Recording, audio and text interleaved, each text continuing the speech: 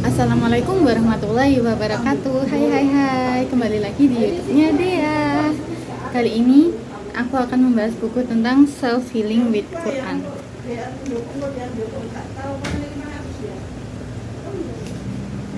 Bab pertama, La Tahzan.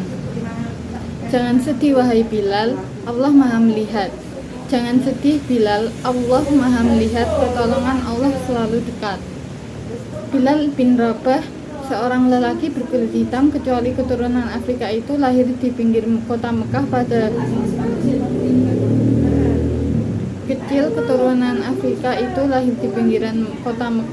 tahun 43 sebelum hijrah. Ayahnya bernama Rabah dan ibunya bernama Hamamah, seorang wanita yang memiliki kulit hitam.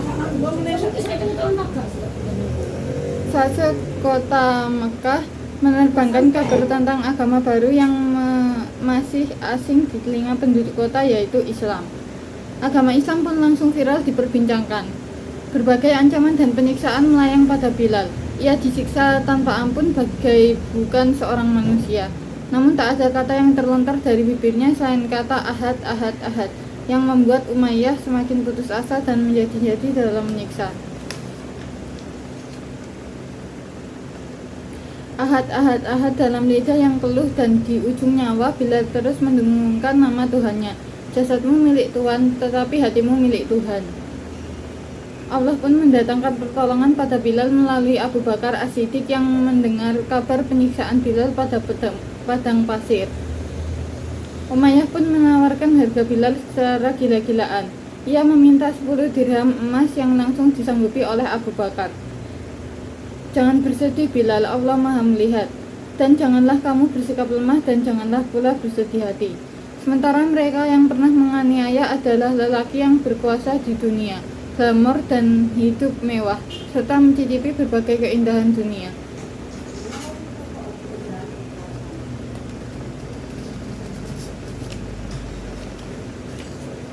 Di balik layar kehidupan. Saat layar kehidupan terkembang, kau akan mendapati dirimu hidup dalam kesusahan, lalu esoknya muncul kebahagiaan. Selalunya akan seperti itu, ibarat roda yang berputar. Tawa dan sedih akan terus mengitari. Tugas kita hanyalah menjalankan peran dengan lebih baik, tanpa terbawa emosi. Untukmu yang sedang sempit hatinya, galau pikirannya, harimu bisa saja mendung di antara cerahnya mentari. Hari ini tak ada uang di tanganmu, tapi masih ingatkah kamu bahwa beberapa hari atau bulan yang lalu engkau memegang beberapa lembar uang? Hari ini perutmu keroncongan, tapi hari-hari sebelumnya engkau telah merasa kenyang. Di balik layar kehidupan memang selalu begitu. Setiap kita akan diuji dengan kebaikan ataupun keburukan. Maka sahabat, kembalikan segala rasa baik dan buruk kepada Allah. Sepenggal kisah. Sore itu sepasang suami istri mengendarai sepeda motor mengitari pasar di kotanya. Selepas belanja, mereka berkeliling sejenak untuk mencari kain. Di sepanjang jalan berlalu banyak mobil cantik nan mewah. Beberapa kali sang suami menyebut nama merek mobil yang lewat di hadapan mereka.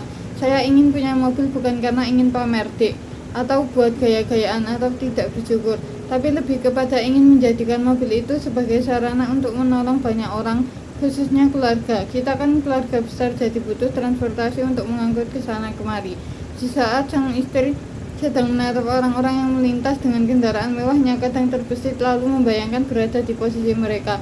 Sepertinya enak, tak kehujanan dan tak kepanasan.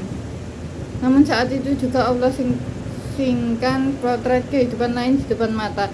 Tiba-tiba tertangkap olehnya seorang ibu dan anak yang tertidur pada bangku-bangku taman kota yang berpakaian lusuh, membawa karung dan tentu saja tanpa kendaraan.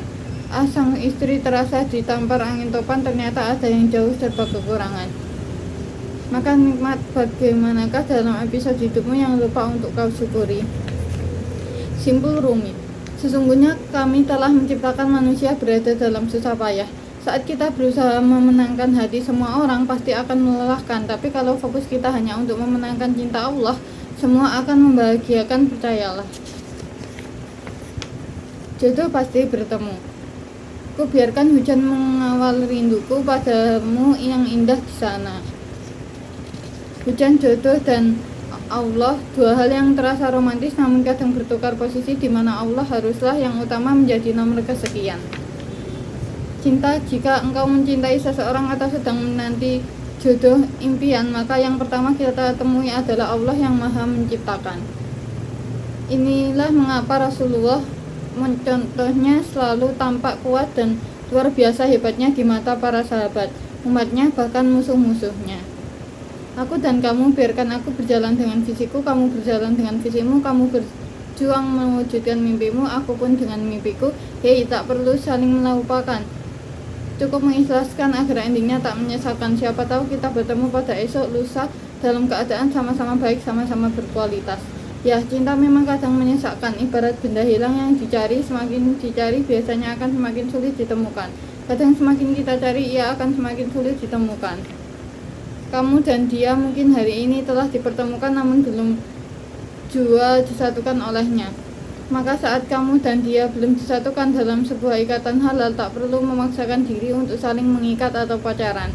Semakin berusaha melupakan, semakin kuat ingatan. Semakin berusaha mengikhlaskan, semakin tenang perasaan. Semakin yakin Allah berikan yang terbaik di masa depan. Believe, kata Kang Abai. Tak perlu saling melupakan, cukup saling mengikhlaskan agar ujungnya tak berakhir dengan menyesakkan. Ya Allah, karirku hancur. Tiada suatu bencana yang menimpa di bumi dan tidak pula pada dirimu sendiri, melainkan dia telah tertulis dalam kitab Lauh Mahfuz sebelum kami menciptakannya. Bekerja siang dan malam demi tunjangan gaji yang menggiurkan dan hidup mapan. Ya, segala yang dikejar tak baik berlebihan. Namun saat kau merasa bahwa Allah masih selalu teringat, bisa jadi ini adalah ujian yang akan mendewasakan dan menaik levelkan. Jangan bersedih karena kegagalan, karena kita masih memiliki banyak nikmat yang patut disyukuri. Memang tak mudah menyembuhkan luka karena kegagalan.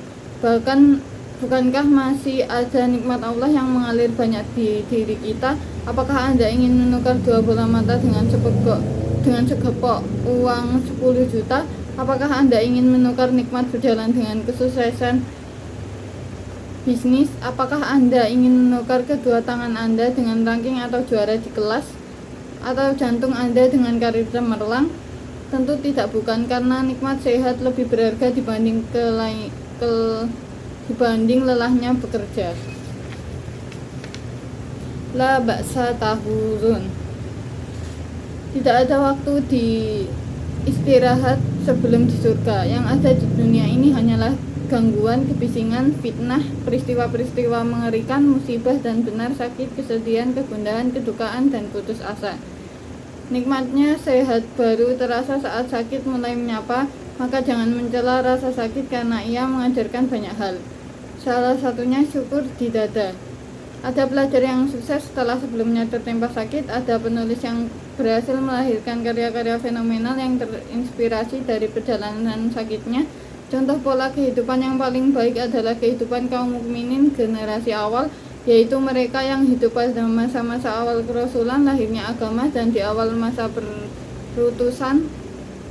Yang demikian itu ialah karena mereka ditimpa kehausan, kepayahan, dan kelaparan pada jalan Allah, dan tidak pula menginjak suatu tempat yang membangkitkan amarah orang-orang kafir, dan tidak menimpakan sesuatu bencana kepada musuh, melainkan dituliskanlah bagi mereka dengan yang demikian itu suatu amal soleh. La ba'sa tahurun. Sakitmu akan menjadi penggugur dosa-dosamu. Jangan bersedih atas sakit demam, luka, atau sakit yang sedang kau derita. Tidaklah seorang mukmin ditimpa sebuah kesedihan, kegundahan, dan kerisauan kecuali Allah pasti akan menghapus sebagian dosa-dosanya.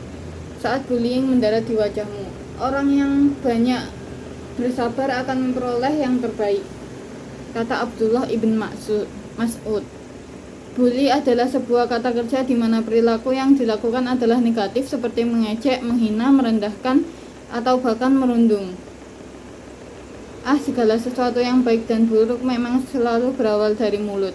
Maka bully adalah fenomena zaman sekarang yang sulit dihindari. Saat kita mengintip sejarah, bully pun dilakukan pada zaman jahiliyah, dan itu telah turun-temurun rupanya dengan berbagai macam gaya.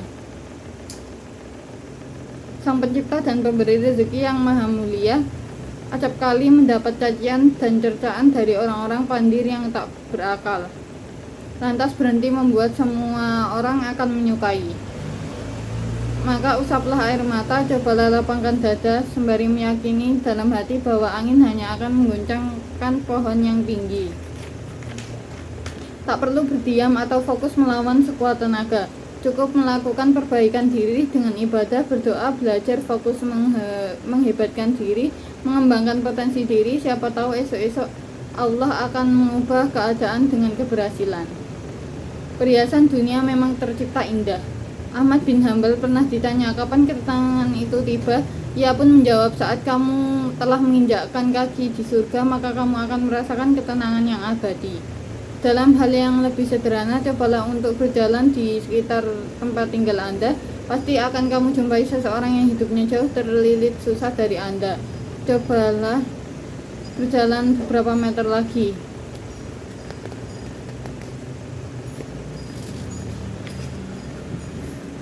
Untukmu yang sedang galau hatinya ditinggal ayah, ibu, anak tercinta, atau adik tersayang, memang sulit untuk melepas semua, tapi yakinlah semua akan baik-baik saja. Tak mengapa kamu bersedih saat kehilangan. Kirim rasa cinta kita dalam bentuk balutan doa-doa panjang untuk keselamatan mereka.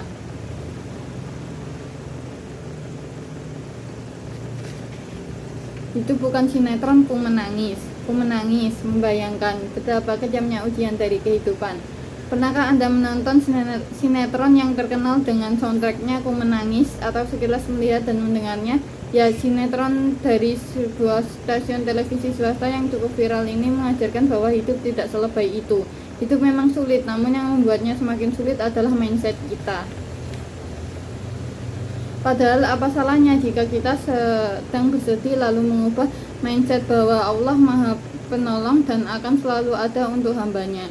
Suatu hari Umar bin Khattab memasuki kamar Rasulullah, yaitu di sebuah bilik kecil tempat sang Nabi biasa beristirahat atau ketika hendak menemui istri-istrinya.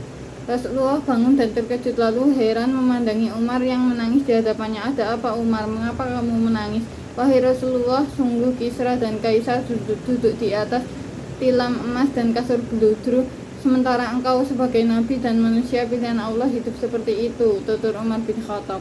Rasulullah menghela nafas. Apakah kamu ragu? Sesungguhnya kebaikan mereka, kenikmatan dipercepat datangnya di dunia, dan kebaikan itu pasti terputus, jawab Rasulullah menenangkan. Ya, hidup yang kau jalani bukan ibarat sinetron melodrama yang harus terus kau tangisi. Mereka tidak lebay di depan manusia, justru memilih kuat, karena mereka tahu bahwa tempat untuk menampakkan kelemahan dan rasa keluh kesah hanya pada Allah semata. Hartamu bukan harta korun. Harta dan anak-anak adalah perhiasan kehidupan dunia, tetapi amal kebajikan yang terus-menerus adalah lebih baik pahalanya di sisi Tuhanmu, serta lebih baik untuk menjadi harapan. Dunia yang terus-menerus dikejar dan akan melelahkan. Bila menghasilkan banyak akan menggembirakan.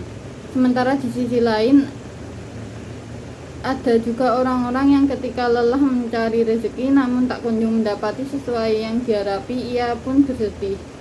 Dan sungguh akan kami berikan cobaan kepadamu dengan sedikit ketakutan, kelaparan, kekurangan harta, jiwa, dan buah-buahan. Quran Surat Al-Baqarah ayat 155. Teruntukmu yang sedang sedih, dirundungkanlah karena sulit menemukan rezeki. Bukankah Allah telah menjanjikan? Ada Rasulullah yang telah mempraktikkan.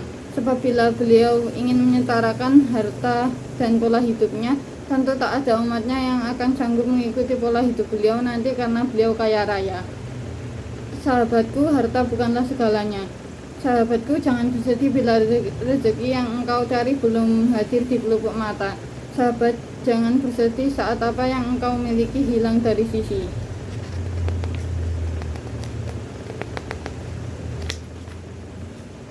Sahabat, engkau bukan korun kan, dan hartamu bukan harta korun.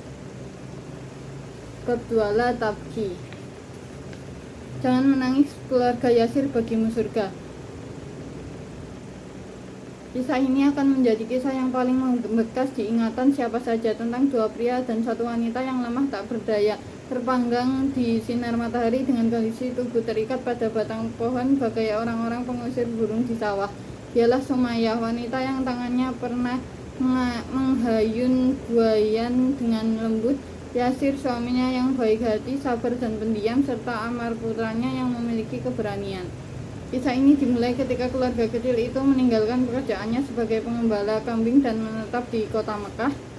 Mereka meninggalkan rumah lama menuju rumah baru dengan harapan mendapatkan istri bagi Ammar, putra tercintanya, namun bukan mendapat calon istri, mereka justru memperoleh kesengsaraan. Aturan Mekah menetapkan bahwa pendatang baru tidak berhak atas apa-apa kecuali perlindungan dari klan atau bani yang berkuasa. Jadilah keluarga kecil ini miskin serta menjadi budak bagi bani yang berkuasa. Hal ini disebabkan harga perlindungan sangat mahal dibanding jumlah ternak-ternak yang mereka miliki. Mereka pun bekerja sebagai budak bagi siapa saja yang ingin memberi mereka uang sebagai penyambung hidup, memasak, bersih-bersih, mengurus hewan ternak, atau membantu pembangunan rumah orang kaya adalah rutinitas keseharian keluarga Yasir.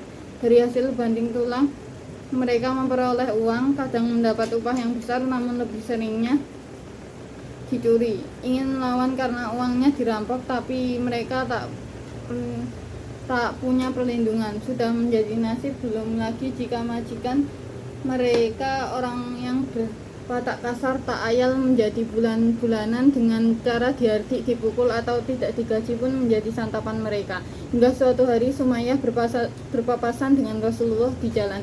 Orang-orang memperingatkan Sumayyah agar menjauhi Rasulullah yang kala itu sedang menjadi bahan pembicaraan di kota Mekah. Kaum kafir Quraisy mencuci otak Sumayyah dengan menyebut bahwa Nabi Muhammad adalah tukang sihir yang berbahaya atau orang gila. Hingga 1 minggu kemudian keluarga Yasir semakin ditimpa kemelaratan. Tak ada kepulan asap, tak ada makanan yang bisa mengganjal perut karena tidak adanya uang di kantong. Semua semakin menipis. Dari hari ke hari, Sumayyah, Yasir, dan Ammar putranya berkeliling kota Mekah menjadi pengemis demi sesuap makanan. Walaupun jasadmu milik Tuhan, tetapi hatimu milik Tuhan. Abu Jahal dibuat kesal, lalu tombak tajam pun menghunus perut wanita mulia karena Islam itu. Keluarlah isi perutnya dan darah mengucur deras mengalir ke bawah kakinya.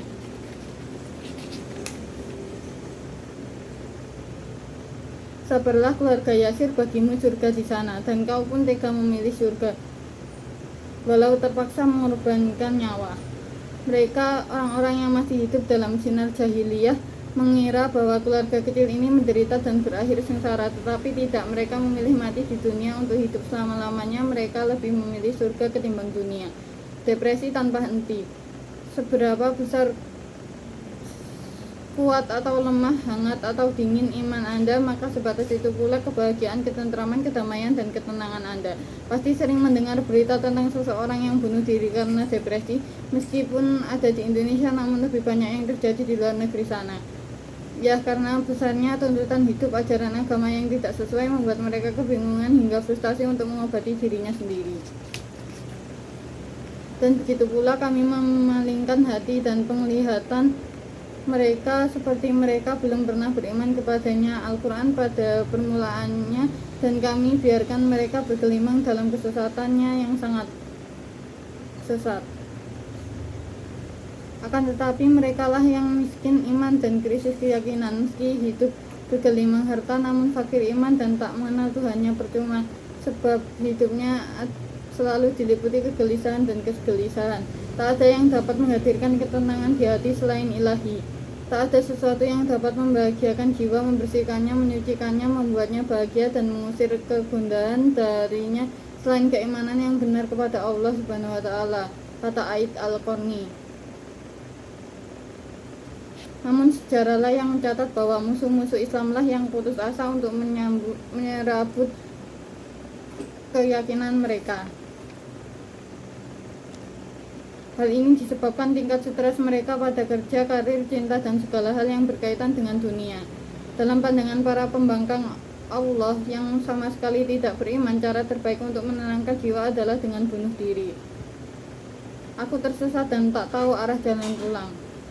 Duhai Allah, aku sedang sedih dan meratapi hidup di bumi ini. Apa yang kuinginkan tak tercapai. Saat kulihat mereka yang hidup nyaman, kadang aku cemburu, seolah hidup sengaja menyisihkan dari kenikmatan. Saat kulihat mereka yang berpakaian menawan, terbetik pula rasa ingin berada pada posisi itu. Saat kulihat mereka yang cantik mempesona, sering kubandingkan dengan wajah di kaca. Dunia kadang membuatku asing dan tercampakkan. Kita manusia lemah dan tak punya apa-apa. Lahir tanpa membawa sehelai pakaian, selembar uang, sepiring makanan, segelas air, atau hal kecil lainnya. Dalam menjalani sehari-hari, kita pun selalu dijaga oleh Allah hingga mampu melewati beberapa fase musibah. Namun di tengah jalan kita tiba-tiba berbelok karena pergaulan, luka, trauma, atau adanya ketidaktahuan sehingga kita lupa pada Allah. Kita lebih senang berlakon sebagai antagonis daripada bersikap protagonis, padahal kita tahu betul bahwa antagonis akan selalu kalah sementara protagonis akan selalu menang. Berbagai kesesatan dunia seolah mengucur deras dalam kehidupan kita ini. Ya, kita manusia tersesat yang tak tahu arah jalan pulang kepadanya. Sekian episode kali ini tentang buku Self Healing with Quran. Apabila ada salah kata atau ejaan, mohon dimaafkan. Terima kasih. Wassalamualaikum warahmatullahi wabarakatuh. Bye bye.